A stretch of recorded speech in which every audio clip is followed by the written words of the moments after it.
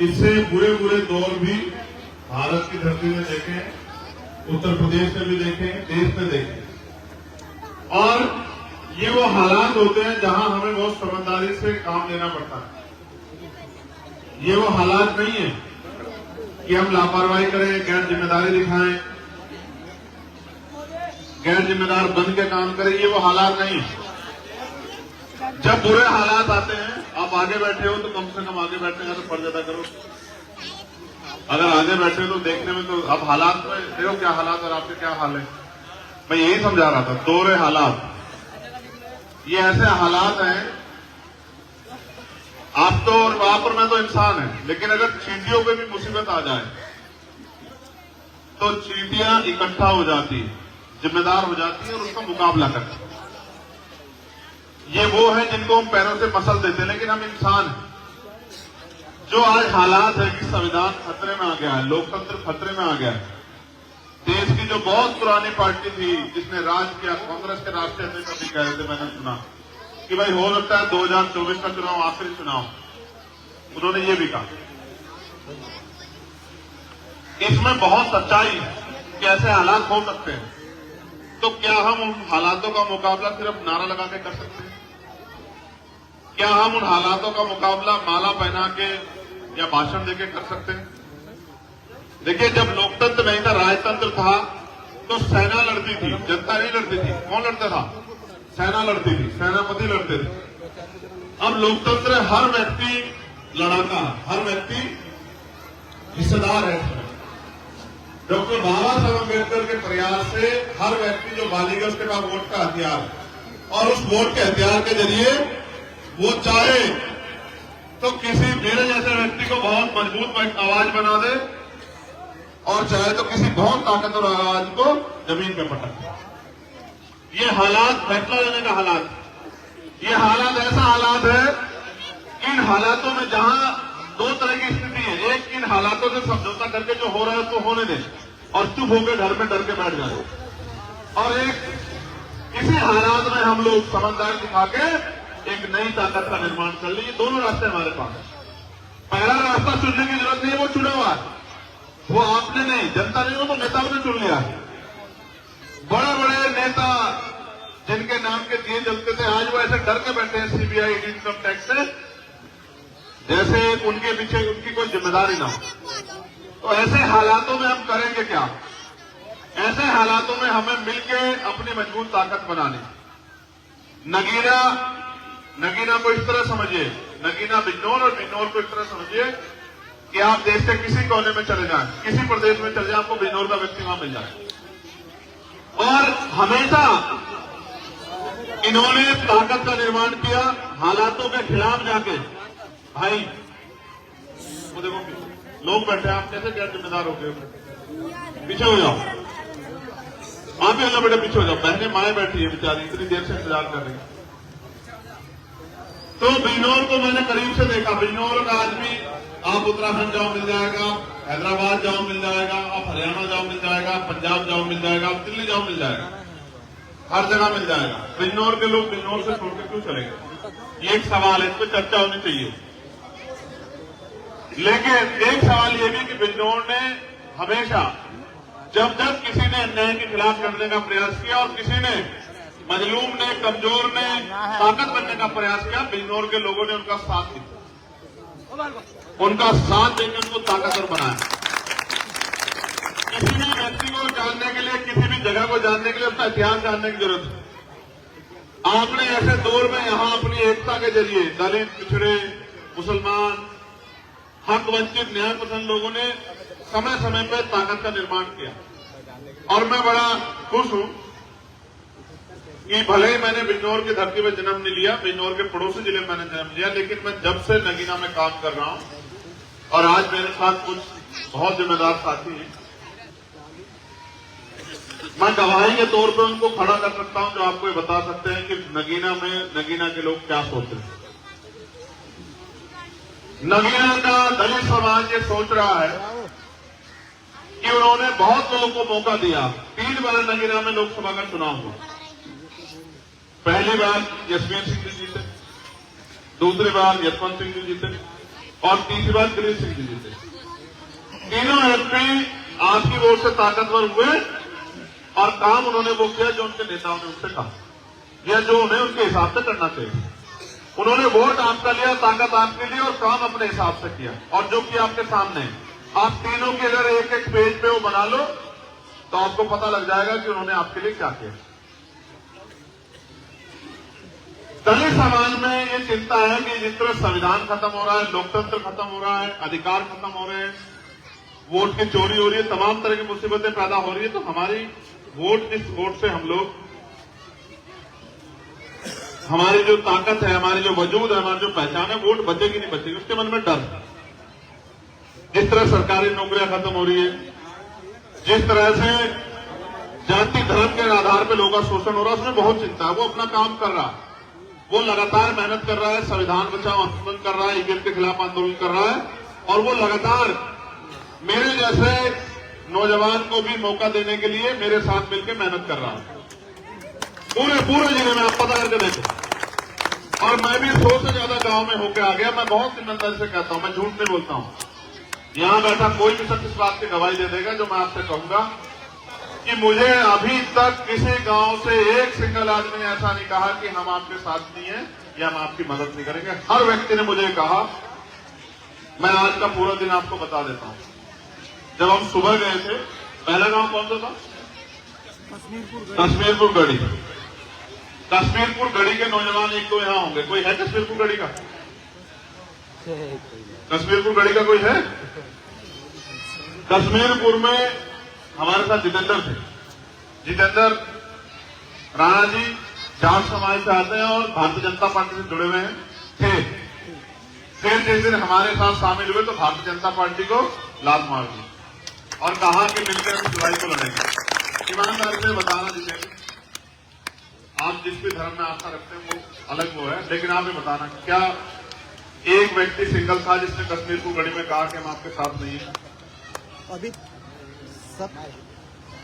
सबसे पहली सभा माननीय चंद्रशेखर जी की कश्मीरपुर गढ़ी में हुई और दूसरी सेलापुर बंदौला गांव है उसमें हुई है। वहाँ जितने भी एससी समाज के हमारे भाई बंधु हैं, सब ने दोनों हाथ खड़े करके भाई जी को आशीर्वाद दिया और भाई साहब को लोकसभा नगीना लोकसभा से संसद भिजवाने के लिए कसम खा ली है। और ये गवाही है, क्यों गवाही? इसलिए कि गवाहियों की बहुत जरूरत पड़ती है। आप जाके खुद चेक कर लेंगे। जब आप इधर कश्मीरपुर गढ़ी से निकलोगे, आपको वहां के दीवारों पर लगे झंडे बता देंगे, आगे मंच पे बैठे हो उसमें रहो, में रहो, वो गवाही मिल जाएगी आपको। ये मैं आपको क्यों बता रहा हूं, उसका कारण। उसके बाद हम गए थे आपके गांव में। सर, आपके गांव में क्या नाम है? हताए जमरुद्दीन। हताए जमरुद्दीन में गए और वो मैक्सिमम गांव मुस्लिम समाज के लोग ज्यादा रहते हैं। 95% मुस्लिम समाज के लोग हैं। आपके यहाँ भी मैं मीटिंग करके आया 2 घर छोड़ के। आपके यहाँ मेरे प्रति क्या प्यार है? हमारे गांव की साथ थी इसके। और बामनौला सैलमपुर में तो पिछड़े वर्ग के भी बहुत सारे, हमारे सैनी समाज के और समाज के लोग भी बहुत सारे। ये हालात इसलिए हैं क्योंकि सबके मन में चिंता है कि क्या होगा भविष्य में। मैं मानता हूं कि आज भाजपा सत्ता में हमेशा नहीं रहेगी, लेकिन उसको सत्ता से हटाने के लिए हमें मजबूत लोगों को सदन भेजना पड़ेगा। जैसे मैंने कहा कि ये जो तीनों सांसद थे, इनमें 2 सांसद भाजपा से अलग पार्टियों के थे। अब अगर आप ऐसे लोगों को वोट देकर आगे बढ़ाना चाहते हो, पहले सांसद साहब तो इतने गैर जिम्मेदार निकले कि उन्होंने रिजर्वेशन, प्रमोशन रिजर्वेशन का बिल ही फाड़ दिया। जितने दलित समाज के लोग, कर्मचारी, अधिकारी बैठे हुए इस बात को जानते हैं क्या किया उन्होंने। उनके इस काम से कितना बड़ा नुकसान हुआ दलित समाज का। सेम बहुत इतना बड़ा नुकसान हुआ। क्यों मैं गलत कह रहा हूं कि आप बताओ, जो अगर कोई यहाँ पढ़ा लिखा जिम्मेदार आदमी बैठा हो। राज्यसभा में उन्होंने प्रमोशन रिजर्वेशन का बिल फाड़ दिया जी। लोकसभा में और कितना नुकसान हुआ उससे हमारा। लाखों लोग जो नौकरी लगते वो घर बैठ गए। ये उनकी वजह से हमें मिला। और अब जो है इन्होंने 370 से लेकर हर जगह जाके भाजपा के समर्थन में वोट करी। बताओ करी या नहीं करी?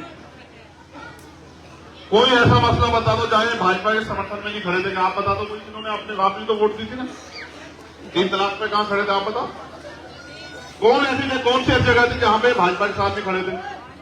तो मैं आपसे इस लड़ाई को लड़ने के लिए, मदद मांगने के लिए आया हूं, क्योंकि बाकी हमारे लोगों ने, मैं चाहता हूं, उन्होंने तय कर लिया कि इस बार वो पैसे वालों को छोड़ देंगे। एक मजलूम, एक कमजोर, एक गरीब अपने भाई को जो उनके लिए लड़ रहा है, संघर्ष कर रहा है, जो सीबीआई ईडी लड़ाई के नेता में जो गला पकड़ने की मशीन है ना, सीबीआई ईडी इनकम टैक्स, जो उससे डरता नहीं है, जिसको रोकने के लिए गोली चलानी पड़ती है, और मालिक की ऐसी रहमत है कुदरत किसके ऊपर कि 4 गोली लगने के बाद भी वो आदमी जिंदा है, वो तो उसकी मदद करने के लिए तैयार है। और अगर आपने भी हौसला बना लिया तो मैं लिख के देता हूं, ये लोकतंत्र, इसमें जनता मालिक होती है। जनता जिसको चाहे, मैंने फिर कहा, जनता जिसे चाहे ताकतवर बना दे, और जिसे चाहे, बहुत जिसका घमंड है चरम पे हो, मैं आपको लिख के देता हूं, आपकी हमारी ताकत जब ये बनेगी, यही ताकत आप देख लेना भारतीय जनता पार्टी को उत्तर प्रदेश में घुटनों पे ला देगी। इसके अलावा कोई रास्ता नहीं है। मेरी बात कितने, ये भी आप सुन लो, अगर आपको कोई गलत फहमी तो ये भी सुन लो। खतौली विधानसभा 2014 के लोकसभा चुनाव में हारे, विधानसभा वाइज 2017 में हारे, 2019 में ये हारे, और 2022 में भी 16,500 से हारे। फिर इनको याद आई कि भाई ये खतौली रिक्त होगी, इसको जिताएगा कौन? ये इन्होंने मुझसे कहा कि भाई मदद करा दो। फिर मैंने इनसे कहा चलो मदद कराएं। फिर हम कितने वोट से जीते? वो 22,500 से। आप चेक करवा लेना। 150 उपचुनाव में, और उपचुनाव कहते हैं सरकार का होता है, मुख्यमंत्री वहीं घूम रहे थे, करे वो इनके जो है डिप्टी चीफ मिनिस्टर वहीं घूम रहे थे, प्रदेश अध्यक्ष वहीं घूम रहे थे, और वहीं सेंटर के एक मिनिस्टर हैं संजीव बालियान जी, और उनके तमाम नेता लगे हुए थे, और वो सारे साधन संसाधन लगा रहे थे। तब भी हमने 16,500 वो बराबर की, और 22,500 से हम जीते। उस दिन को आप चेक करवा लेंगे। हमारे लोग पहले मुझे चेक कर रहे थे कि आदमी हमें छोड़ के तो नहीं भाग जाएगा, ये आदमी डर तो जाएगा। अब उनका पैमाना जो है वो पूरा हो गया है। अब गरीब लोगों ने तय कर ली कि वो चंद्रशेखर का साथ देंगे। मैं आपसे भी साथ मांगने के लिए आया, क्या आप मेरी मदद कराओगे इस लड़ाई में? तो एक हाथ उठाएगा वो आगे लड़ाई जितवाएगा।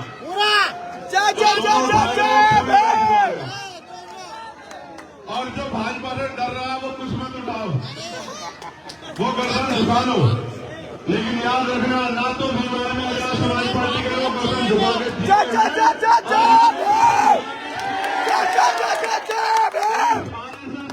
इस संघ का जो गलत विचारधारा से देश को नुकसान पहुंचाने का काम कर रही है, धर्म जाति के आधार पर बंटवारा करके लोगों को अमीर और गरीब को गरीब बना रही है। ये अडानी अंबानी को पालने पोसने वाले लोगों को अगर कोई सबक सिखा सकता है तो भीमार में आजाद समाज पार्टी के लोग, इनके अलावा कोई नहीं। और मैं आपसे भी कह रहा हूं, आपने इतने नेता तैयार किए हैं, वो सारे एक तरफ, और आपका ये गरीब का बेटा चंद्रशेखर एक तरफ।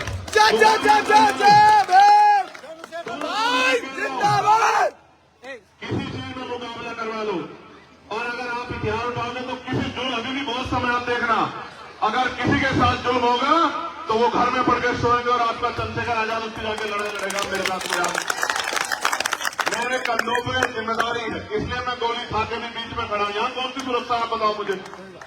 यहाँ भी तो कोई नुकसान पहुंचा सकता है, लेकिन मुझे पता है हिम्मत, ताकत, इज्जत, जिल्लत, मौत, जिंदगी उसके हाथ में जिसने पैदा किया, इनके हाथ में नहीं। अगर इनके हाथ में होते तो मुझे सांस भी नहीं लेने देते लोग। ठीक है, मैं आपसे मदद मांगने के लिए आया हूं कि एक इस लड़ाई में आप मेरी मदद कराओ। आपने 3 सांसद जिता दिए, आएगा कुछ आपके हिस्से में? कोई आपकी आवाज उठाता, कोई आपके भूखे पेट देखता हो, कोई पूछता हो कि आपके यहाँ स्कूल, कॉलेज, हॉस्पिटल बनेंगे नहीं बनेंगे? आपके यहाँ कोई भी समस्या हो, कोई आपको पूछने आता हो तो मुझे बताओ। किसानों के साथ किसान खेत में नहीं जा सकता है, आज गुलदार घूम रहा है, हमारा पशु घूम रहे हैं, कोई आवाज नहीं उठा सकता, कोई बोल नहीं सकता है। फिर इन राजनीतिक लोगों को करोगे क्या? इसलिए मैं आपसे कहने के लिए आया, आपकी आबादी यहाँ दलित, पिछड़े, आदिवासी, मुसलमानों की बहुत है, जो अन्य धार्मिक अल्पसंख्यक है उनकी भी बहुत है। मिलजुल के एक बार इस लड़ाई में मेरी मदद कर दो, और फिर आप देखना इधर चुनाव परिणाम आएंगे, इधर आप ऐसा व्यक्ति तय करके भेजोगे जो नरेंद्र मोदी से आंख मिला के पूछेगा कि अब बता, हर जुल्म का एक हिसाब करने के लिए आए होंगे। देखो, ना तो ईडी रोक सकती, ना सीबीआई, ना इनकम टैक्स, ना झूठे मुकदमे, ना जेल। कोई एक ऐसा मसला नहीं कोई बता सकता इन वर्गों का जिस लड़ाई में मेरी जरूरत हुई मैं हट गया हूं। चाहे 68,000 शिक्षक भर्ती का मामला, चाहे एनआरसी का मामला, चाहे कोई और अन्याय, कोई ऐसी लड़ाई जो मैंने, चाहे पहलवानों का मामला, चाहे किसानों का आंदोलन, हर लड़ाई में मैं साथ खड़ा रहा। और किसी भी कमजोर पे कहीं आवाज उठती है तो सबसे पुलिस से पहले किसको याद करता है? वो किसको याद करता बताओ? भीम आर्मी को। और वह कहता है भीम आर्मी वाले आ जाओ। देश में किसी पे अन्याय अत्याचार हो क्या कहता है कि भीम आर्मी वाले आ जाओ। तो मैं आपसे मदद मांगने आया। और आखिरी मदद ये है, एक तो हमारा चुनाव निशान जान लो। अब ये है हमारा चुनाव निशान। क्या है ये केतली अलादीन के चिराग जैसी लगती है आपको? जब आप इसको ताकत दे दोगे तो इसमें से चंद्रशेखर आजाद निकल के आएगा। ठीक है? और 24 घंटे आपकी सेवा में तैयार मिलेगा। दूसरा, इसको पलटो चौधरी, इसको पलट दो भाई। ये लड़ाई उनकी मनी माफिया मीडिया के मुकाबले, उनका मुकाबला हम वैसे नहीं कर सकते हैं आपके सहयोग के बिना। तो मेरा आपसे आग्रह है, जो इस लड़ाई में हमारी मदद करेगा वो कम से कम चाहे 1 रुपए का सहयोग करे, लेकिन हमारा सहयोग जरूर करे, जिससे कि हमारे अंदर हिम्मत बढ़े और हम डट के उनका मुकाबला करें। लड़ाई में, हर लड़ाई में हम उनका मुकाबला कर सकते हैं, लेकिन सहयोग की लड़ाई में आपको हमारी मदद करनी पड़ेगी, तभी हम उनका मुकाबला कर पाएंगे। इसलिए मैं आपसे आग्रह करूंगा, आपके सहयोग से लड़ाई लड़ी जाए, इसलिए आप अपना योगदान यहां रखो। चाहे आप 1 रुपए का सहयोग करें, लेकिन अपनी